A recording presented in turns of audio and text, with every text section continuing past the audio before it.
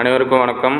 நமது கோனையூரில் உள்ள பஜனை கோயிலின் மிருதங்கமானது பழுதாகிவிட்டது என்றும் அதை சரி செய்து தரும்படி நமது நேதாஜி நற்பணி மன்றத்திடம் பஜனை குழுவிடமிருந்து கோரிக்கை வந்தது.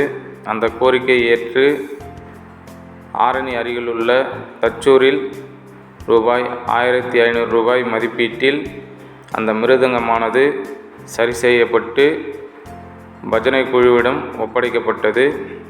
நான் உங்கள் மக்கள் சேவகன் கே. ஜெயம் ரமேஷ், நேதாஜி நற்பணி மன்றத்தின் தலைவர், கோனையூர். நன்றி.